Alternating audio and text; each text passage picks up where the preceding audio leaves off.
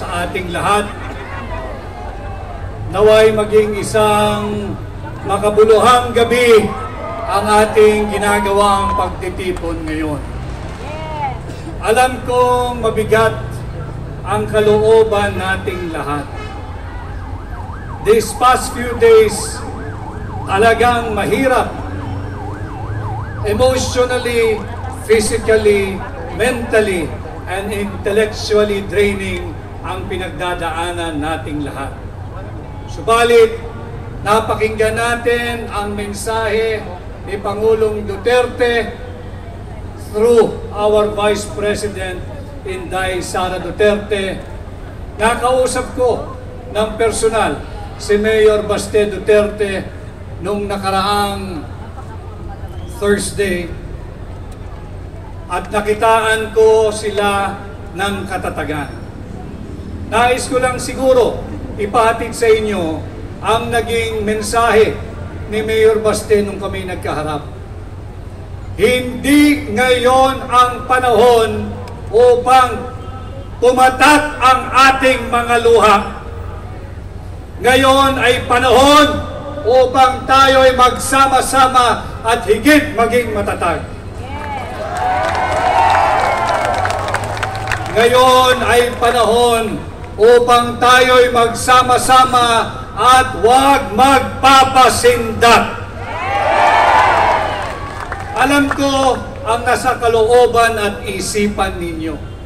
Mahirap talaga maunawaan bakit isinuko o inihandog ng sarili niyang gobyerno sa naglalaway na banyaga ang dati niyang Pangulo.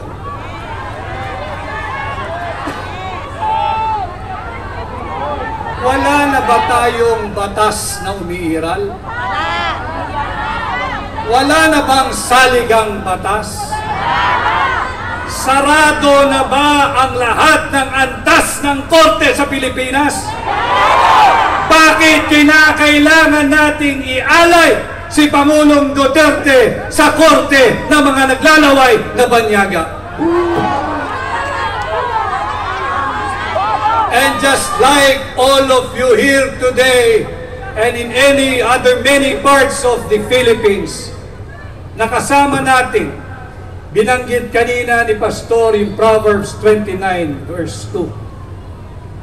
Tama po yun. Kung matiwasay ang namumuno at pamunuan, ang kanyang pinamumunuan ay nagdiriwang. Subalit bakit tayo naririto ngayong gabi? Sapagkat nasusulat din yan, pagbaluktot ang namumuno, nagluluksa ang kanyang sinasakupan. And tonight, I am here not as a candidate. Let's forget about it now. I am here like you, bilang Pilipino. Ako'y bilang abogado at katulad ninyong lahat, ako'y naririto bilang isang maisog na Pilipino.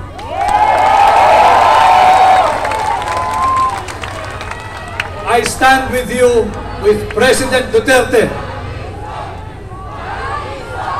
Maisog! Maisog!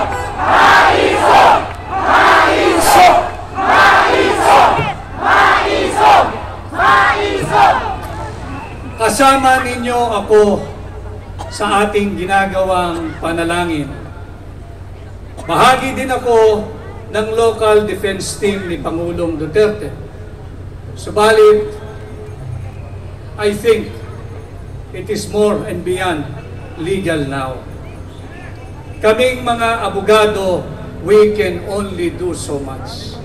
And I tell you, Filipino people, itong labang to, hindi abogado ang magpapanalo rito. Taong bayan kayo ang magpapanalo rito!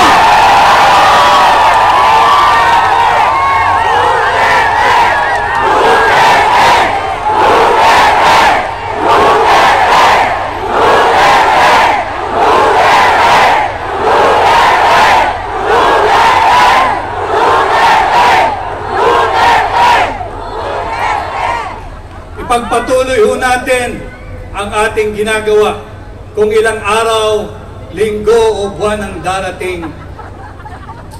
Itong ginagawa nating payapa at malayang pagsasaad ng ating saloobin.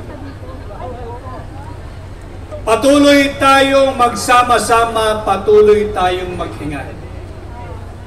At sama-sama natin ipakilala sa buong mundo na sa bahaging ito ng mundo, merong isang Pilipino na kailanman hindi isusuko ang kanyang soberanya, kasarinlan, kalayaan, at kahit nag-iisang Pilipino ay pakilala natin siya sa buong mundo at ang kanyang pangalan ay Rodrigo Roa Duterte!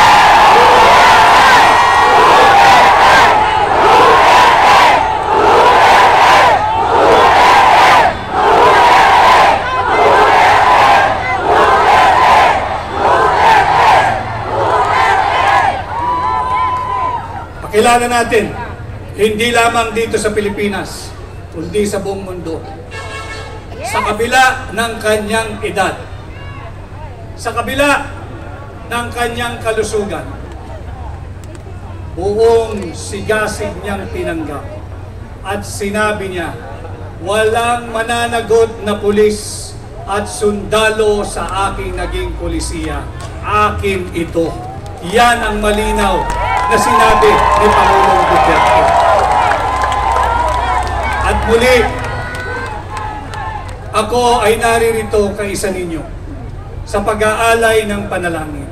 At sana patuloy tayong magkaisa at uulitin ko, patuloy nating ipakilala sa buong mundo, hindi lamang sa ICC, na dito sa bahaging ito ng mundo, merong isang Pilipino, ang ngalan ay Rodrigo, na hindi isusuko ang kapwa niya Pilipino sa mga naglalaway na banyaga, sa naglalaway na korte. Ang tawag ay ICC.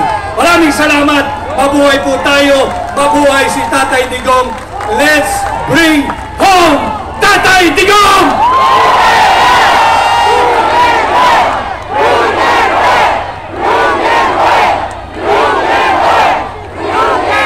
Maraming salamat, Attorney Vic Rodriguez. Samantala sa mga sandaling